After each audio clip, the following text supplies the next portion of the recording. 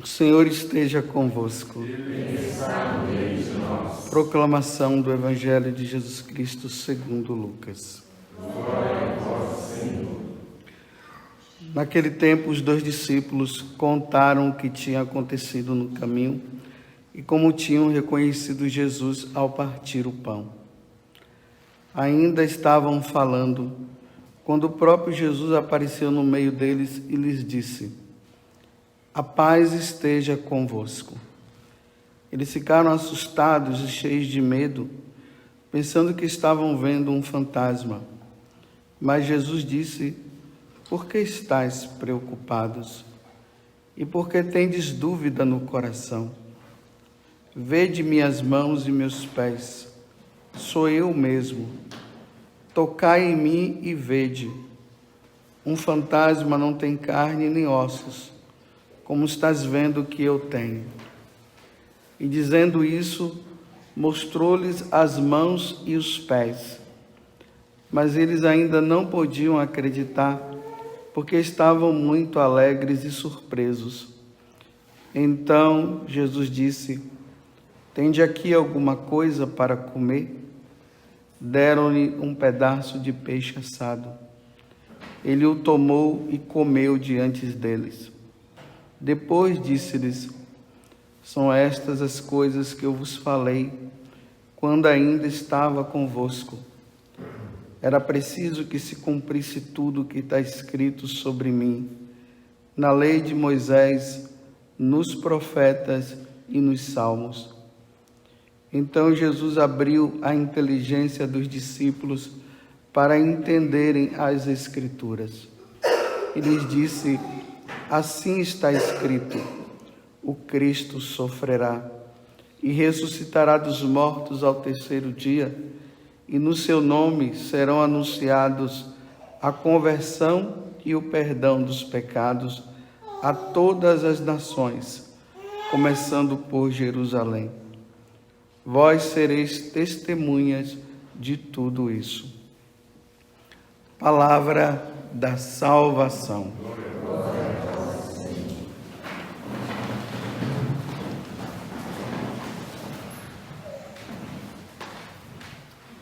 Vocês veem que o Evangelho de hoje é a continuação daquele momento em que Jesus se encontra com os discípulos de Emaús. Os discípulos o reconhecem, como nós acabamos de ver aqui no início do Evangelho, nesse versículo 35. Eles reconheceram Jesus quando Jesus partiu o pão, e aí eles saem correndo para anunciar aos apóstolos, que estavam trancados, com medo de tudo que poderia acontecer com eles. Enquanto eles vão, eles anunciam, de repente Jesus aparece para eles, e aí eles não estão acostumados, né? Isso nunca aconteceu na vida dos israelenses, dos judeus, e muito menos em qualquer parte do mundo. Uma pessoa que morre e de repente está ali com um corpo diferente, glorificado, que eles não conseguiam reconhecer direito. De repente passa ali pela parede, porque as portas estavam fechadas. Ele entra, eles pensam que é um fantasma, e não é um fantasma. De repente Jesus fala: "Tem algum peixe aí, alguma coisa que eu possa comer?" Para que eles possam entender que eles estão diante do ressuscitado. E aí Jesus abre a mente deles, e aquilo que Jesus havia falado com os discípulos de Emaús, mostrando através da lei de Moisés, dos profetas e dos salmos, aquilo que falava referente a ele, Jesus abre a inteligência. que a inteligência deles não dava para entender. Era necessário que a inteligência se abrisse para eles poderem entender. Uma das coisas que o pecado venial causou em nós foi justamente isso. A nossa inteligência ficou obscurecida. Nós não conseguimos entender as coisas que são referentes a Deus. Por isso que é difícil nós entendermos. Você vê, o pecado original, ele faz com que nós não entendamos as coisas que são referentes ao céu, à eternidade, mas ao mesmo tempo nós ficamos espertos para as coisas desse mundo. Como é fácil entender as coisas desse mundo, mas como é difícil entender as coisas de Deus. Se nós não sentarmos, se nós não rezarmos, se nós não reservarmos realmente o nosso tempo, o tempo que é necessário para nós entrar nessa dimensão sobrenatural, diante dessa presença desse Deus que nos ajuda a entender as coisas do céu, as coisas referentes a Deus, elas se tornam difíceis para a nossa compreensão. Interessante que na história, quando a gente estuda os santos padres, né, a patrística, lá fala assim que Deus deu uma graça especial, por exemplo, a um São João Crisóstomo, a São Jerônimo, a Santo Agostinho, Santo Tomás de Aquino. Quando nós estudamos esses homens, nós percebemos isso, né? De onde é que eles tiraram isso? Assim que a gente fala. Algum trecho da Sagrada Escritura, eles veem assim, de repente eles entendem. E isso passa para nós. Por isso que a igreja coloca esses homens como mestres, aonde a igreja, os padres, os bispos, os fiéis de um modo geral, eles precisam, de uma certa forma, se fundamentar neles para que nós não erramos na interpretação das Sagradas Escrituras. Senão nós vamos ficar igual os protestantes, né? A gente chega lá, eles, né? Pega um trecho da Sagrada Escritura, lê e diz que Deus o iluminou e Deus falou. Isso é um perigo, porque senão a interpretação ela pode incorrer em erros. Aí a igreja coloca esses homens como fundamentos. Então nós, né? Nós sacerdotes, quando nós vamos fazer uma homilia, quando nós vamos preparar um encontro, alguma coisa, nós temos que nos fundamentar nesses homens, porque o que eles falam é o certo, é o correto, porque em prol da nossa salvação, Deus deu essa graça especial para eles, para que eles pudessem reinterpretar, interpretar, para que nós pudéssemos entender também. Por quê? A nossa inteligência ficou assim. A gente não consegue entender. A gente pega... Quantas pessoas pegam o trecho da Sagrada Escritura, fica lendo e diz assim, eu não estou entendendo. Lembremos daquele eunuco, né? Que Filipe foi arrebatado ao encontro dele.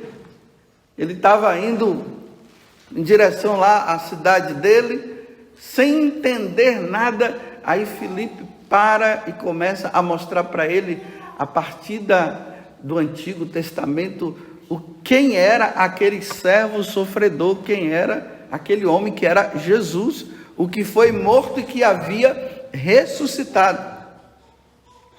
E nós estamos vivendo um tempo em que nós não podemos de maneira nenhuma permitir que a nossa inteligência ela fique obscurecida. Porque, meus irmãos, se nós não entendermos primeiramente os tempos que nós estamos vivendo, se nós não entendermos o que Deus tem dado a nós no que diz respeito à nossa salvação, vai ser fatal para nós.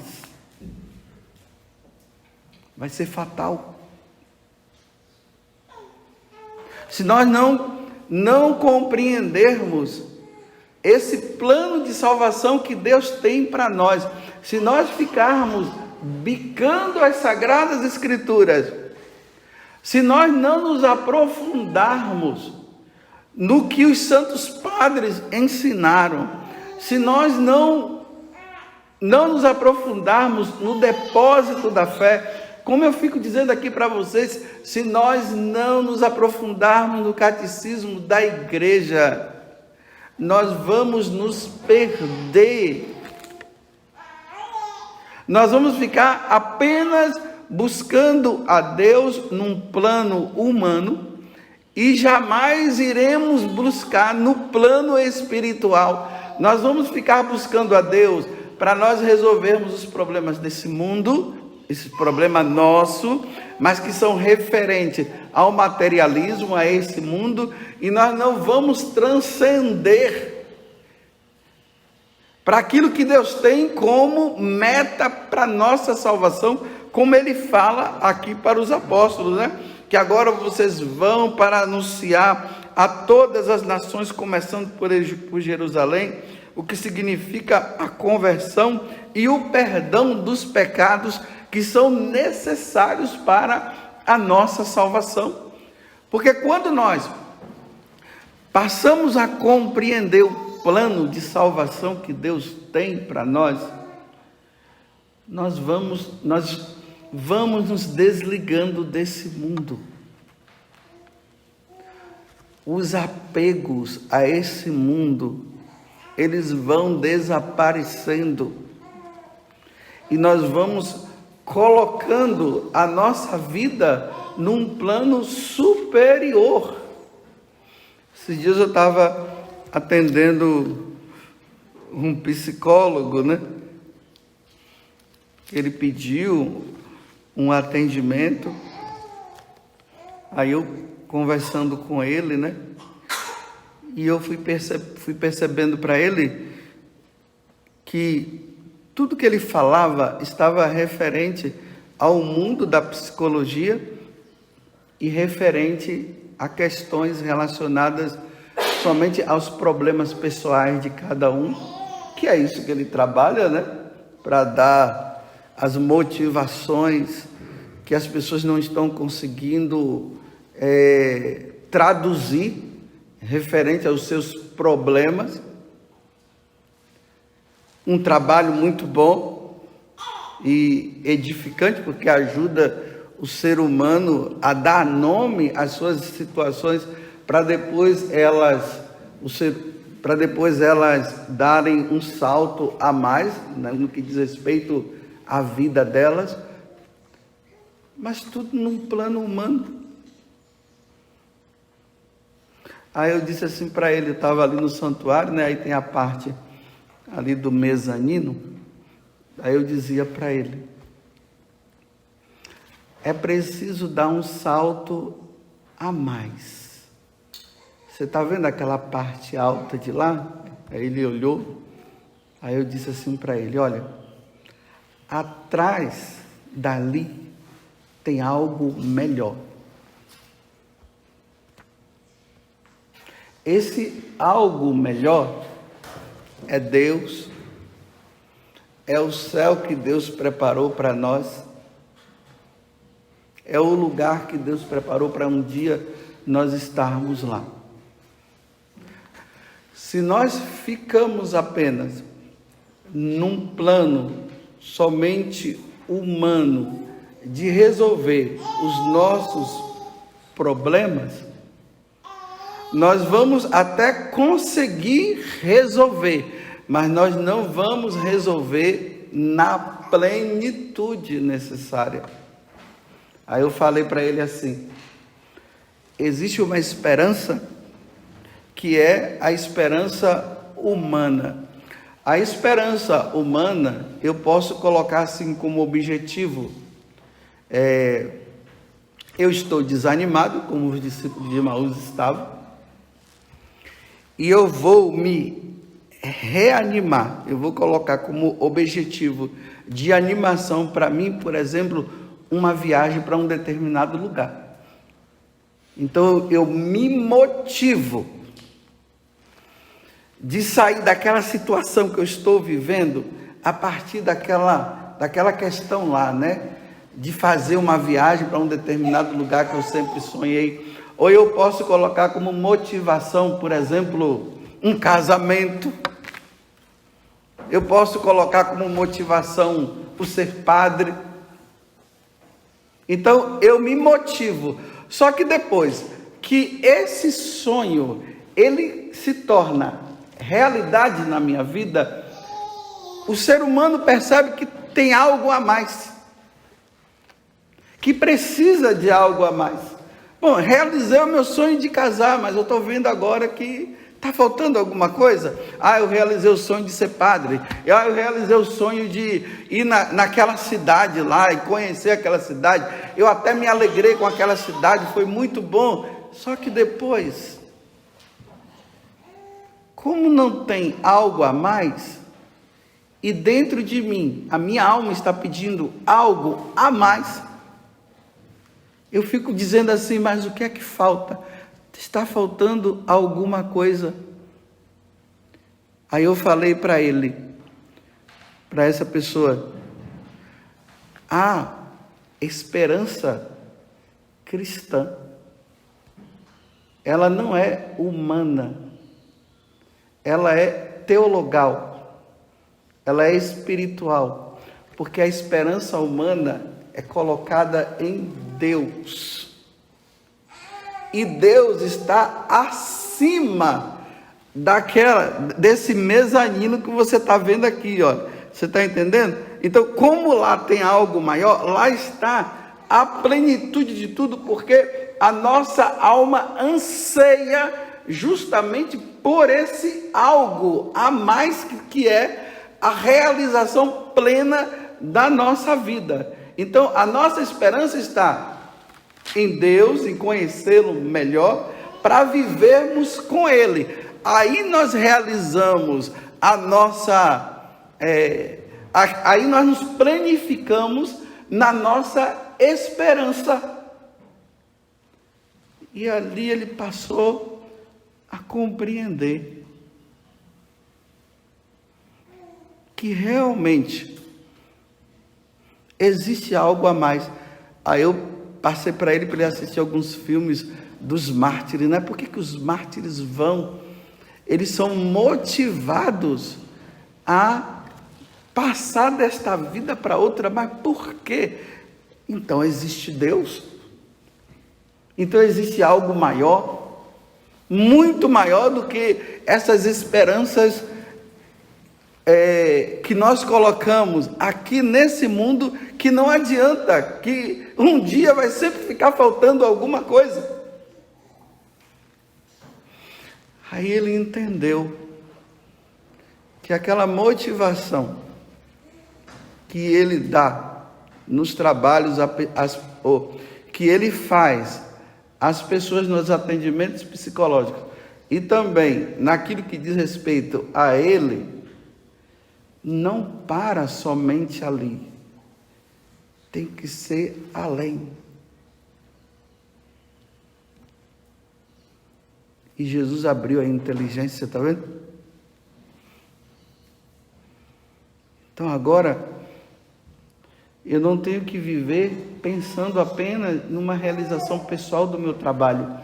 Eu preciso agora me realizar também para fazer parte, para ganhar essa eternidade aonde Deus está, aonde Deus habita, aonde esses homens e mulheres deram a vida para ir para lá. Aí, esse sentido, ele se torna tão mais importante do que qualquer um, ao ponto de que, por exemplo, numa dificuldade no meu sacerdócio, numa dificuldade dentro do matrimônio, eu transporto para lá.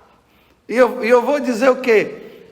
Tudo isso vai passar quando eu for para lá. E aí eu me sustento, eu me fortaleço, porque existe um lugar muito melhor do que esse. Porque se eu fico somente num plano humano, eu me realizo, mas não me realizo. A ressurreição de Jesus, ela tem que trazer isso para nós. Por que aquele homem, que ele queria ficar rico, ele ganhou tanto dinheiro, agora ele é arquimilionário, ele tem tudo, ele pode comprar tudo que ele quiser, mas ele chega no momento, ele fica dizendo assim, mas está faltando ainda alguma coisa?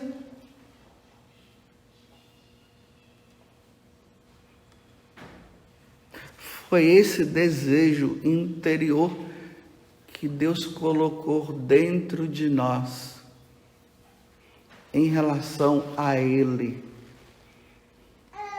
Acima de Deus não tem mais nada que possa nos realizar, e nem abaixo dele tem. Agora eu me recordei daquele rapaz, né? Há muitos anos atrás o rapaz veio e começou a conversar comigo. Padre, eu era um homem assim de igreja, fiel a todas as coisas, mas um dia eu coloquei na cabeça que eu tinha que ser feliz, e a única forma de eu ser feliz seria ganhando dinheiro. Então ele abandonou a igreja e foi para o mundo para ganhar dinheiro. E ele ganhou dinheiro, se tornou rico. Aí ele disse para mim assim, mas padre, aí um dia eu peguei uma doença. Fui no médico, o médico não sabia de onde procedia aquela doença, e foi para outro, e foi para outro. Ninguém conseguia detectar, e por ninguém saber detectar, não tinha como curá-lo. Aí ele disse assim, padre, eu tenho muito dinheiro, mas não tem nenhum médico que possa me curar. Aí ele disse assim, agora eu compreendi que a minha felicidade, ela não está simplesmente nisso aqui. Eu tenho dinheiro, mas ninguém me cura, e só Deus pode me salvar. Estou voltando aqui para pedir perdão a Deus e retomar a minha vida de novo, e dar o verdadeiro sentido. Abriu a inteligência. Eu termino essa homilia no dia em que os discípulos de Emaús voltam entusiasmados por terem visto o Senhor. E os discípulos que estavam como que presos, não estavam presos, mas eles se tornaram presos, estavam com medo.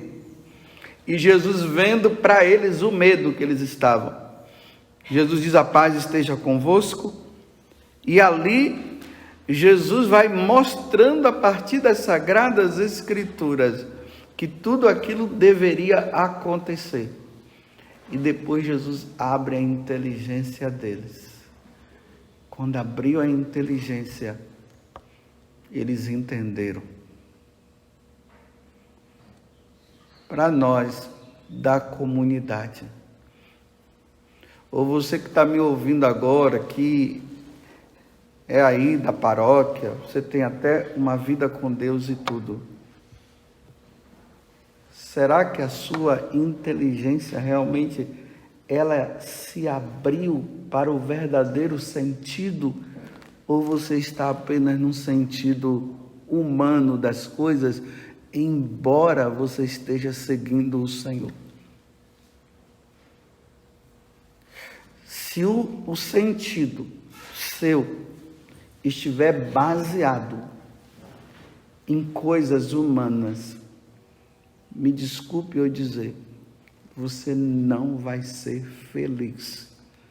Porque toda vez que você realizar alguma coisa que você queira no plano humano, você vai ver que tem algo a mais que vai estar precisando ser acrescentado. E por isso você não vai ser feliz. É preciso pedir a Deus a graça, abra minha inteligência. E aí você passará a entender que essas coisas são café pequeno, café pequeno em relação ao que Deus tem para você. E aí você vai conseguir superar todos os seus problemas, não na tristeza, mas na alegria, e na verdadeira alegria, porque você colocou o sentido verdadeiro. Que nesse domingo, dia do Senhor, o Senhor abra a nossa inteligência. Louvado seja nosso Senhor Jesus Cristo. E a nossa Mãe Maria Santíssima.